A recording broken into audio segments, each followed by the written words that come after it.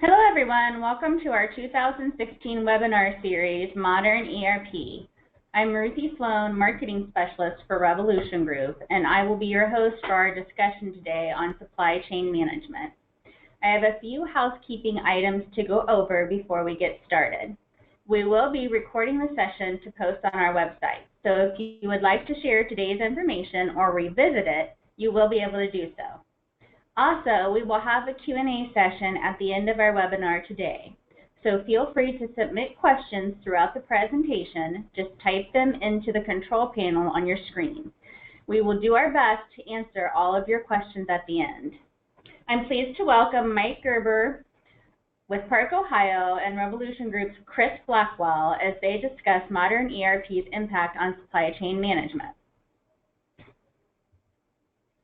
For those of you who do not know us, Revolution Group is a Central Ohio-based technology solutions provider founded in 1995.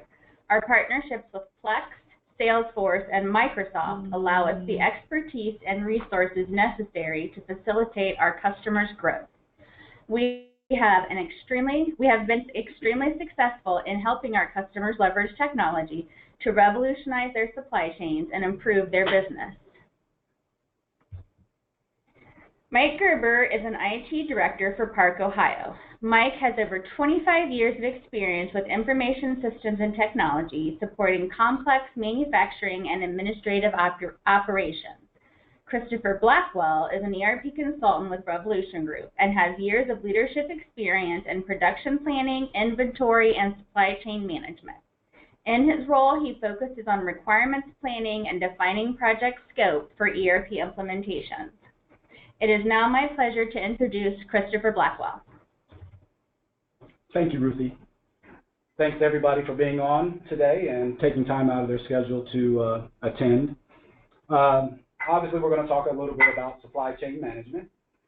And so as you see on the screen, I have a very high-level definition of what supply chain management is.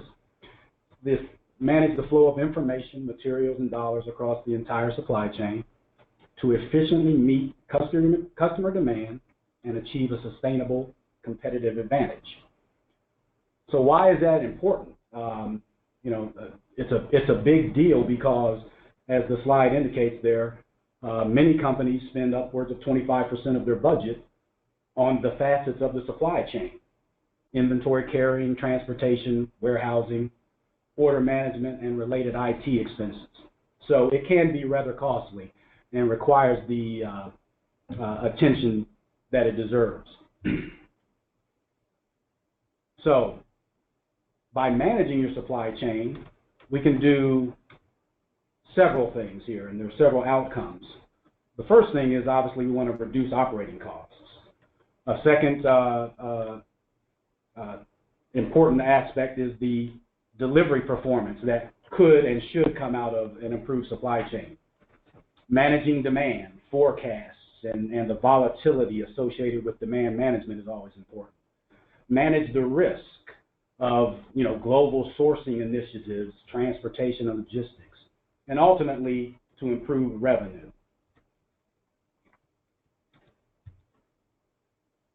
We've taken some information from a PricewaterhouseCoopers study that of some supply chain executives that talk about why it's important. And you can see here that 45% of the executives say that it gives them an advantage over their peers. And 36% believe that their supply chain helps them consistently outperform their competitors. So again, from that definition, we talk about a competitive advantage. Proper management and timely access to data and decision making can give you that edge over your competitors. Additionally, from that same study, we see here that there can be a huge financial impact to managing your supply chain efficiently.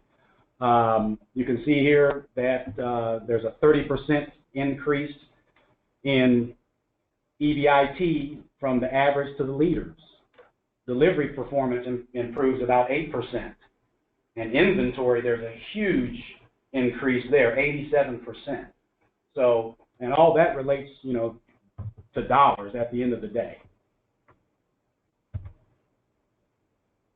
So what are some of the challenges associated with managing your supply chain?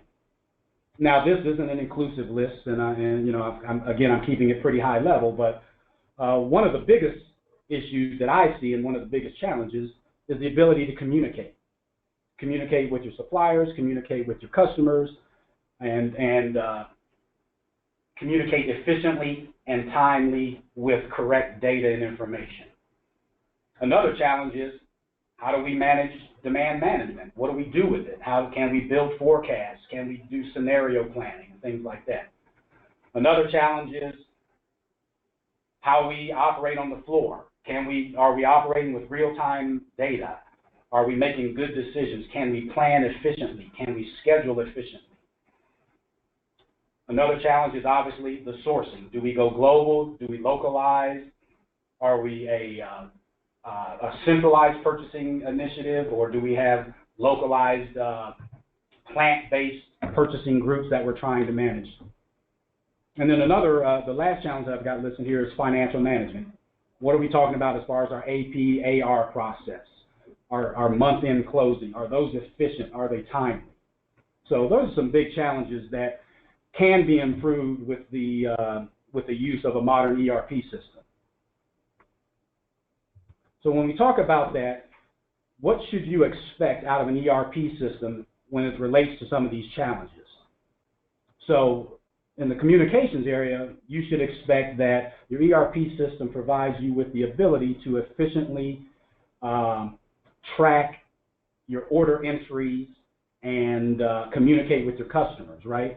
So EDI, customer EDI, could be an integrated package, or at least have the ability to integrate with your existing EDI provider.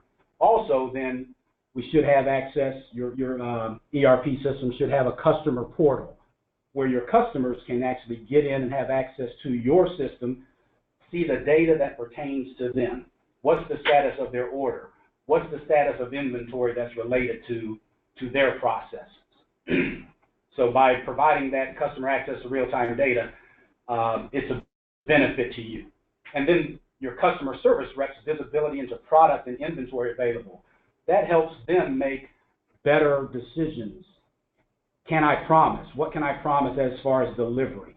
I can look out into my production floor and see what's going on with particular jobs and work orders and things like that. So all of that obviously leads into improved customer service, high availability, some flexibility, and improved delivery.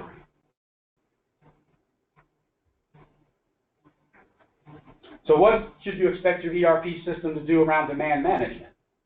So I would expect that the ERP system that I implement would have the ability to create and manage sales planning and demand forecast scenarios.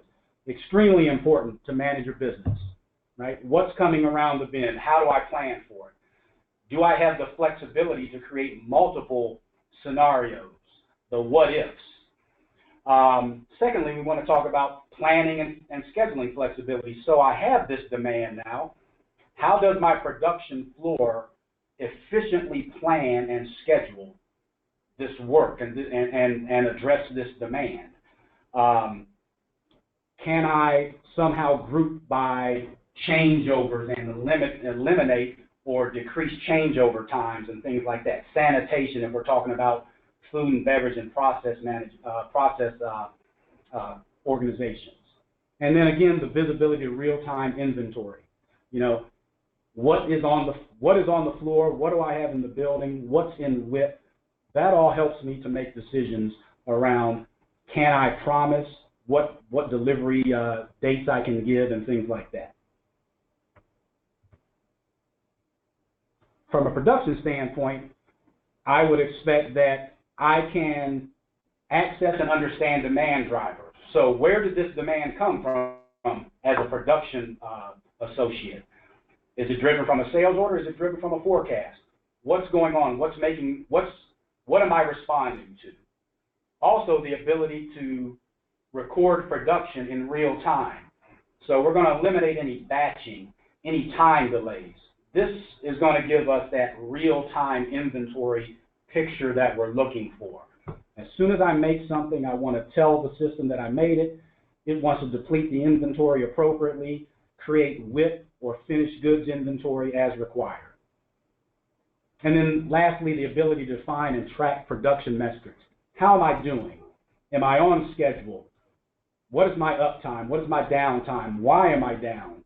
What's my OEE? What's my capacity and things like that, and how am I performing? So you should expect your ERP system to be able to provide you with those tools to do this. From a sourcing perspective, again, we want real-time access to data. What is driving my material requirements? You know, is it from, again, a real order? Is it from a forecast or something like that? How do I respond to that? Also, the ability then, and we talk about communication, is for your supply base to access the system and have access to that real-time data, either via supplier EDI or a supplier portal. And then the ability to manage a centralized or localized organizational structure. So, you know, we want to have a system that allows us to have a centralized purchasing group that makes large buying decisions, but also then allows us on a plant level to respond and source and purchase raw materials and goods for the organization. So that the system should be able to manage and handle both of those scenarios. And lastly, from a financial management aspect, your ERP system should allow you some efficiencies and around your AP and AR processing, right? Potentially an automated returns process where your customer service group could initiate a return, and there's some problem tracking logs and communication that is kept. And it's integrated with potentially your quality group and your production group in case of remakes and things like that. And then lastly, we talk about an efficient month-end closing process. So, you know, that's always a big deal with a lot of companies where their month-end closing is taking a couple, 3 weeks. You should expect your ERP system to allow you to do that much more efficiently. We're talking, you know, 2, 3, 4 days. So, you know, the tool should provide these kind of opportunities for efficiency.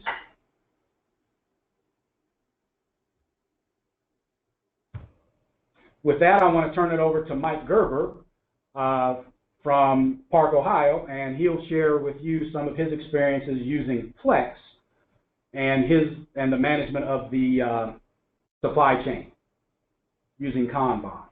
Thanks for your time. All right, thanks, Chris. And what I will be talking about is a piece of the supply chain, which is the component demand and ordering process, which is Supplier Kanban, and how we've used our ERP system to make it much more efficient than when we first devised the process years ago. As Chris said, my name is Mike Gerber. I am from ParkOhio Assembly Components Group. ParkOhio is primarily an automotive parts supplier out of Cleveland, Ohio. The Assembly Components Group is one of the 3 main groups within that company, and we focus on fuel systems, whether it's direct fuel injection rails. We do fuel fillers. We extrude a lot of rubber hose. We also do some thermoplastic. We do a lot of rubber and plastic molding. And then we also do a little bit of industrial work. We have 12 physical locations, primarily in the U.S. We also have China and Mexico. Seems like all the automotive, those are the big 3 now. We have on our ERP system, we have 300 salaried users. We have 1,600 hourly users. We also have 400 supplier users. So the interesting thing there is we actually have more supplier users than we do actually salaried users internally. I already mentioned the 12 sites.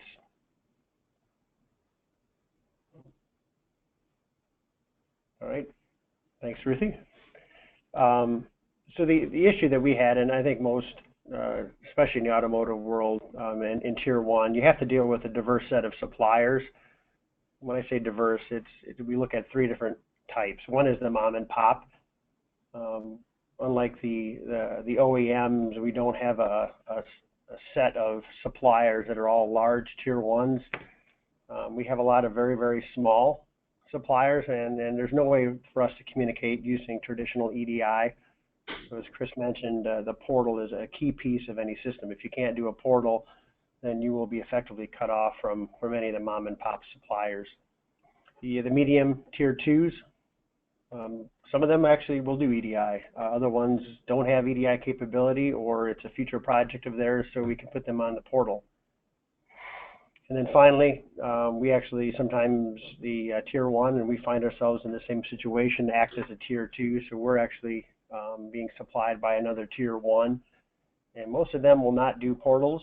We get enough portals from our customers, so they'll force EDI, so we need to have the ability to do that. All right, next slide, Ruthie. Thank you. So what I will talk about then is the Supplier Kanban process. And if you look across the top, you can kind of see the material flow going from the supermarket, which is our warehouse. We have a warehouse, and that just flows to the shop floor. And then at the bottom, you can see the material being replenished from the supplier. There's a lot of detail in there. And you can then see the information flow from the ERP system to the supplier, and then back into the ERP system.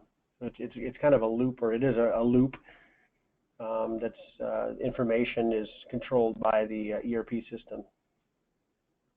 So Ruthie, if you could do the first build. Not sure why I can't control the screen, but so if you look at that, the material on the shop floor, when it's consumed, we actually do have a physical, call it an order card. So each container or each work center on the floor has containers that have what are called an order card. So when they use a container, and this is a pretty typical Kanban system that's been around forever. Obviously came from the Japanese in the 70s, and now every automotive, especially automotive Tier 1, has some sort of Kanban inside their facility. So nothing new there. When a work center uses a container of material and it's empty, they will leave a card for the material replenishment person, which is what we call a tugger. And a tugger is simply a person on a tugger, like you might see at the airport, that's tugging luggage. We actually use a tugger to move material around the plant, and they have a set route they take through the plant. So it's kind of like a bus schedule. So every hour on the hour or every 30 minutes, the tugger will be at your work center. So you can count on them being there on a certain schedule, and we want to make sure we don't put any more material on the floor than we actually need. And that's how we manage that process. So the ordered card is picked up by the tugger. The tugger then uses that to go back to we call the supermarket, which is really just another name for our warehouse. And they pull the material. Next build.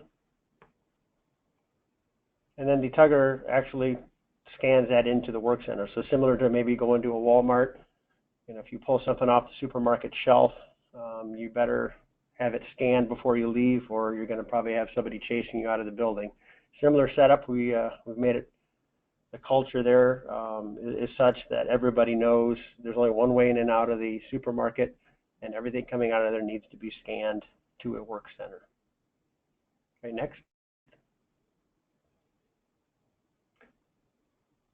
The ordering process then is a typical planner, somebody in the purchasing department or somebody who is designated as the planner will then release firm orders to our supplier. Nothing unique about that, except they're not actually using MRP. They're not.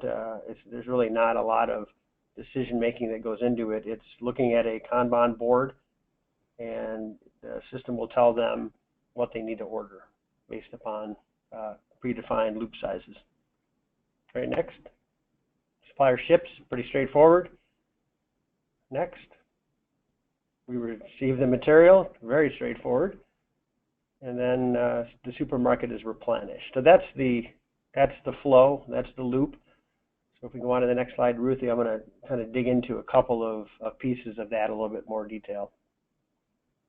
So the pull from the shop floor, as I mentioned, it's a physical card to order the material. Next.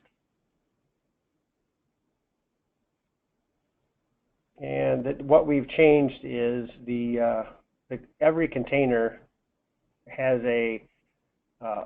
in our ERP system, it happens to be Plex, but it has a serialized label which represents what used to be our cards. So every one of those used to be a manual card that was maintained. Now it's a Plex label. Right, next. And here's the screen I mentioned. So as material is moved out of the warehouse in the system, you can actually, if you're watching it, it's real time. That's actually the only way this thing works is if it's real time information and not batched. As they scan it out of the warehouse, you can actually, if you refresh your screen, you'll see it move from what's called current inventory, which is the warehouse. And you can see on this particular screen, it's got a warehouse, it's got a location on a particular rack, and it moves to the Kanban rack. Anything in the Kanban rack means you do not have that inventory. So a card, which in the picture on the left represents a container of parts, it's in the rack and you don't have it. And in this case, it means you don't have it in the warehouse. So you can see between the two, that makes up our total loop size that we want to have of that particular component. It's either in the warehouse on the right, or it's in the rack, which means it's somewhere on the floor or has been consumed. And once again, the goal is to only bring out ideally one container at a time, depending on the loop size. Potentially it could be 2 containers, but the goal is to keep as minimum amount of inventory on the shop floor as needed. And that way you can control it all in your warehouse. Next. Okay, so then the release to the supplier, and we're actually I'm going to show you the screen, which this is what the planner uses. It's nothing more complicated than this. So when the planner on a daily basis pulls up their order screen, go ahead. You can see it's color coded, and it will tell them when something's yellow. At that point, it triggers them to make a reorder. So if you look down, say the third part down, it's basically telling them that they should order 200 more of that particular component. And if at that point, if they decide to do so, they just simply put a little check in the create release box. And then at the top, you can see there's a little button that says create releases. So the ordering process at that point is just a matter of reviewing this screen.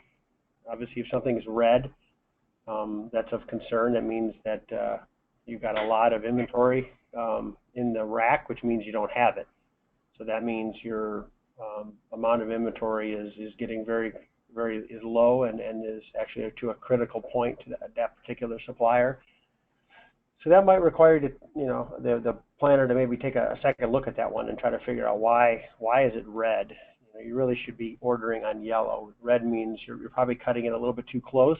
So it could be something as simple as an increased demand that wasn't caught during the regular review of the loop size. It could mean maybe a few containers had to go on quality hold, which takes them out of inventory, once again, real time. So as soon as quality pulls them out of or changes the status of that container to say a quarantine or some sort of a quality defect, they disappear from the available inventory screen. So instantly that would cause that particular loop size to go red.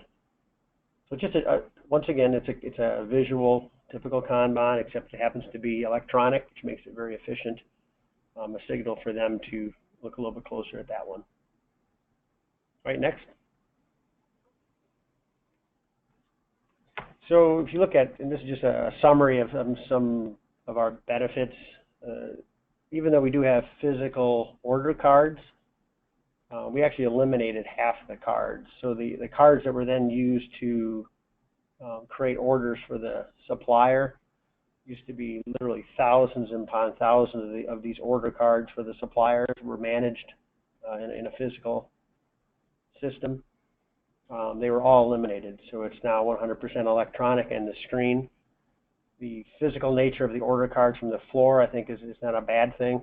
It's very easy for the operator to understand that that card represents an order for another container of material, keeping it very simple for the operator, giving the material planner a nice tool for reordering. The fast response to reduce our inventory. This is something that obviously at least in the automotive world, is very important. So it's the system, the loop sizes I keep referring to, doesn't manage itself. So this is something required. You need to look out. I think our planners typically look out 8 weeks. They have what's called a plan for every part, and they decide based upon the demand over that 8-week period, what would be a proper loop size. You don't want to get caught without material, and you don't want to have too much material on hand. So they figure out what their loop size should be. It's important to manage that.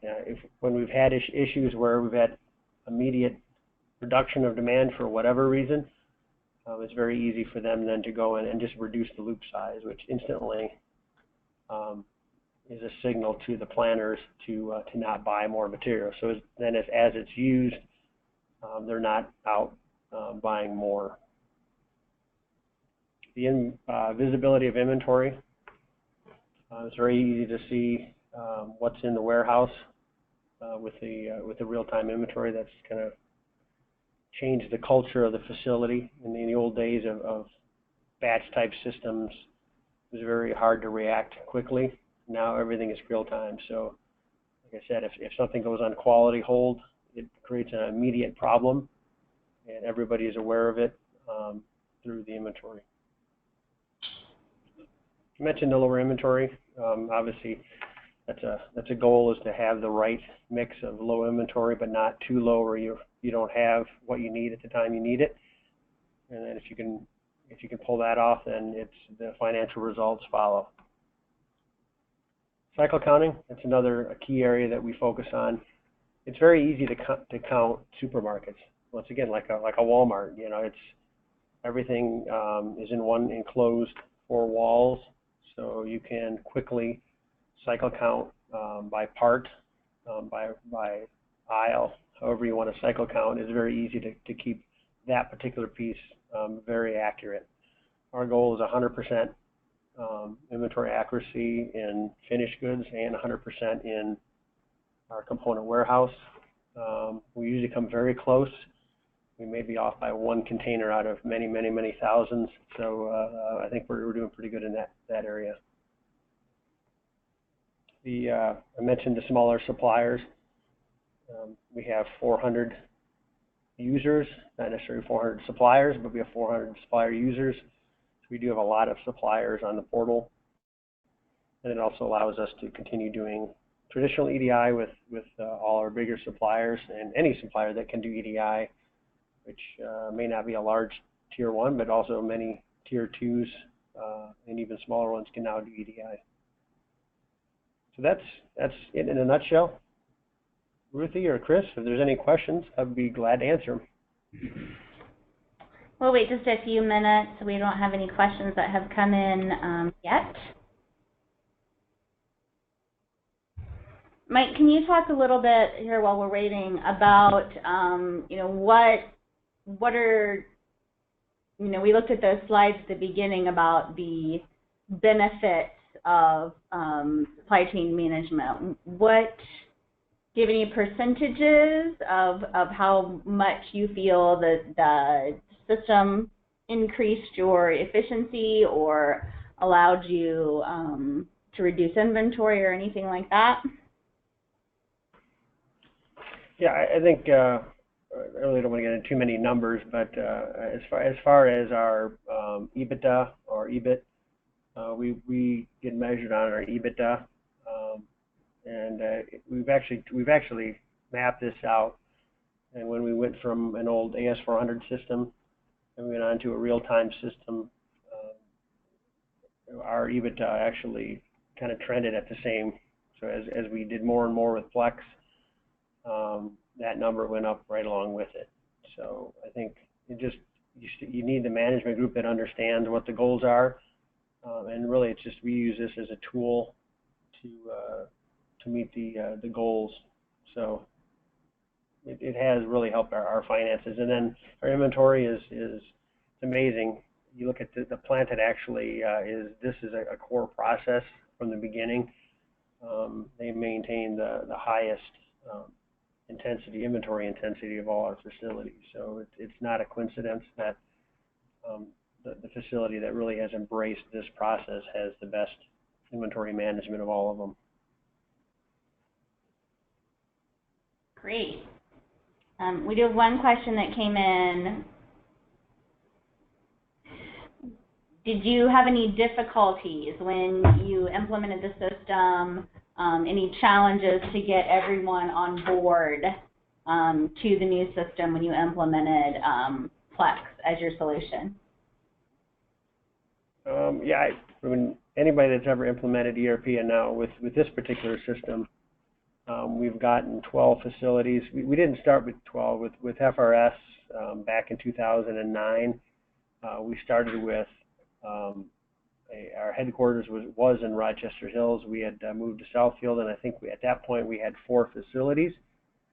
And then since then we've added the other facilities as we were acquired by ParkOhio, and then year by year they were either acquiring a company or giving other pieces of the business to us to manage. And I think a large part of that was our management team had a very good reputation, and everybody was wondering how we were doing it. And a big part of it was the ERP system. But back to the original question about difficulty getting adoption, it really started from the top. And I'll sound like a broken record, but without the commitment at the top, any ERP system is almost impossible to implement. If you try to implement it without total support from the management team, it will be a failure at best, and probably hurt the business if not. So if the commitment is there, in our case it was, then it really comes down to using a good project management process and bringing the users at all levels in as early as possible. So the way we do our implementations is we have functional area teams. Typically it's an IT person paired up with somebody from that particular area, whether it's purchasing or materials management or accounting. And then as quickly as possible, we try to get more and more people involved in the implementation. And it can be a challenge. Everybody's too busy these days, but that's probably the biggest way to get over that hurdle, is to involve them. If they're not involved from the beginning, it could be the best system in the world, but if the first time they're seeing it is the day of go live, then they're going to have a negative reaction. It's going to be new and different. It's easier said than done to try to get everybody involved. That's the only way that we've found we can get over that hump, is to have management buy-in from the get-go and support, and then try to get as many people as possible involved. Good. That looks like all of our questions. If anyone has any further questions you would like to discuss how we can help you with your ERP needs, please don't hesitate to contact us here at Revolution Group. Once again, thank you, Mike and Christopher, for presenting, and thank you everyone for attending. Have a great day. Great, thank you. Thank you.